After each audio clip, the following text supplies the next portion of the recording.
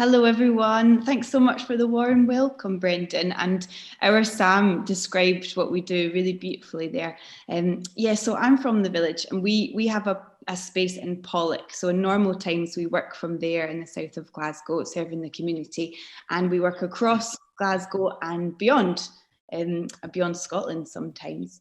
We, as you've already heard, we think that stories have a really crucial role to play in conversations we can have about our context and our experiences, and we can use stories to help people to potentially reframe narratives that they've been told or that they tell themselves. So we ran 4 sessions in this series of workshops. The first was with people who have a dementia diagnosis. So the second was with unpaid carers. The third was with paid staff and carers who work with people with a dementia diagnosis. And in those sessions, we used storytelling to create the space to have these robust conversations.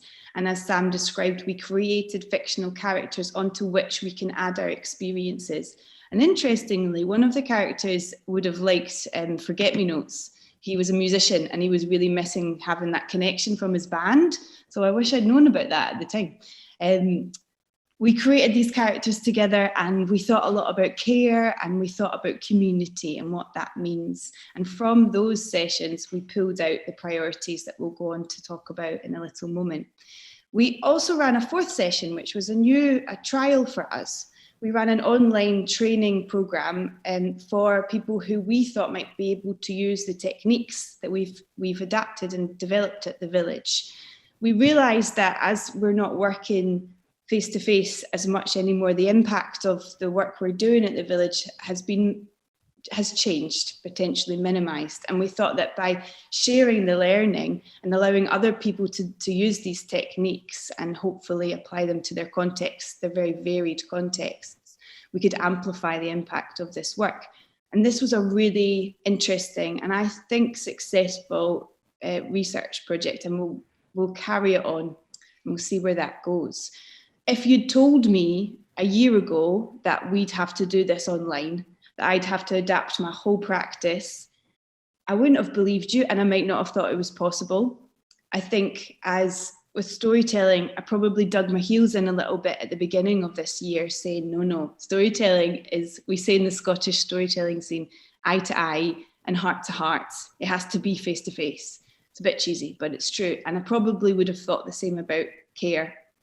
And while there is no replacement for physical being together, for physical contact, actually some things have opened up. The potential has revealed itself.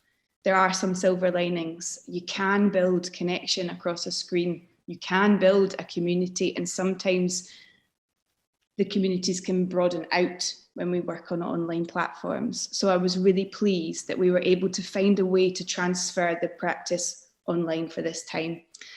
One of the interesting things that's come out of this style of working on an online platform is that we recorded the sessions, and that meant that I could go back and watch myself for 8 hours and analyse my practice quite closely. But that means that nothing gets missed. We can capture the much more subtle comments that I might have forgotten after the rush of the workshop or not had time to write down in the moment. We can go back and we can see who was agreeing with what statement and how emphatically. So we get a really, really rich and broad understanding of how people are thinking and feeling in these times. So in the priorities, we've pulled out some of these key quotes. I just want to highlight a quote from the training session. So we haven't based the priorities on the training session because it was a slightly different, it was working towards a different goal. But I do think this quote really sums up what stories can do in contexts of dementia care. So this is a quote from one of the participants. I worked with one lady who had lost her false teeth.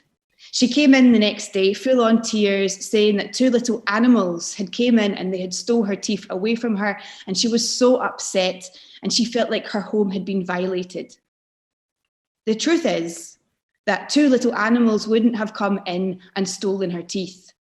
But what had happened is that she'd misplaced her teeth, that she had new carers who weren't fixed, that she didn't really chat to them, that they were in and out of her home. And when you build that together, the theme of what she was feeling is true. She was so upset. She felt like her home had been violated. It didn't feel like her home anymore. She didn't have her teeth. She didn't feel herself. The theme and the emotion behind the story was so real, but the story itself wasn't. But it was so worthwhile her telling us that. You boil it down. Your home is not your own. You've misplaced your teeth. You have strangers in your space that didn't feel comfortable. That's what was important to her, even if the truth of what had happened and didn't happen that way. And I thought that completely summarised how story and truth can interplay in these contexts. And actually, maybe we need to reposition how we perceive truth and how we perceive story in these contexts and what we can learn from both. So in the sessions, when we pulled out the key priorities, I asked our participants to consider what care meant to them. And this is some of the things that we said. To be caring is wanting to see the goodness of a person or a community. Care is not only thinking about yourself, care is friendship. It is friendship. Care is listening and sharing. You can receive care from a person who you assumed should be the one who needs care. It's two ways. Caring is teamwork. Caring is verbal support. It's touch. It's interaction based on strength. It's a big word. Caring is a lifelong commitment, and it means different things to different people. It's part of everyone. Care is within you. It's a behaviour it can't be taught. It can be nurtured. It's who you are, a carer. Care is not necessarily rewarding. It can be demoralising. It can be physical. It's tiring. I'm exhausted. It can be lonely. Care can be painful. I want to make sure that you've written down that care can be emotionally painful. If I speak from what's in my heart right now, care is doom and gloom. Care is bravery. It's indiscriminate. Care is validation, it's respect, it's being valued, it's being accepted, it's laughing and smiling and joy. Care is demanding. Care is patience. Care is a privilege. Care is frustrating. Care is non-judgmental. Care is us, it's allies, it's advocacy. Care is a network. So that was taken from the three sessions, and I just thought it gave a really interesting overview about just our initial responses and what care means to the people who are doing it. So we're going to move on to the priorities now. And as I said, we've been able to pull out key quotes from the recorded sessions, which we might not have been able to do in previous contexts. So I'm not going to speak too much about them. I'm going to let the words speak for themselves. But I'm going to share my screen now, so please bear with me while I quietly panic inside and hope that you don't see something funny. Let's go. So the first priority is that we would like to see more emphasis on our rights as citizens, to be able to access information and services that recognise us as individuals and that better support and empower us. Somebody said, if you don't make a fuss or someone makes a fuss for you, they just forget about you, and I'm not one to make a fuss.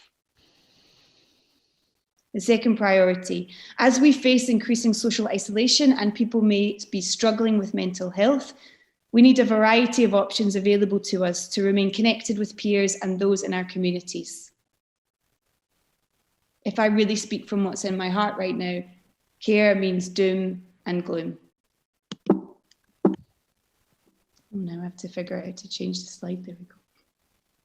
The third priority, we need places and time to have conversations where we can share our experiences and have mutual support, understanding and guidance. Peer support is an important way to do this. Peer support is the only thing I have benefited from in a major way. It's where you feel you can be open. We want better access to personalised support and to be included in the decisions that affect us. And someone said, this session has confirmed what I think about society and what happens about the cared for. I felt like the man in the story, forgotten, without a voice. I've had to fight. There is a need for kindness, respect, friendship, and recognising the value of each person. These are not easily quantified, but should never be overlooked. Someone said, we are talking about humans here. And someone else said, the most important thing of all is patience and kindness. It doesn't have to be in your face doing things all the time for you, but being patient and kind is very important. Dementia is not just about the individual, it's about the community and its response. We want to see better recognition and emphasis of the key impact that local communities play in supporting people with dementia and unpaid carers now, and as we transition out of the pandemic. There has been some tremendous connections with people. It doesn't matter if you're sitting in Timbuktu or Preston Pans. It's as if you are all in the same room. I missed the face-to-face, but there are bonuses. And that was from a community worker. And I think that's a really brilliant place to finish this on. Well, of course, there's some really crucial and immediate responses that are needed and need all of our attention, particularly isolation and those feelings right now.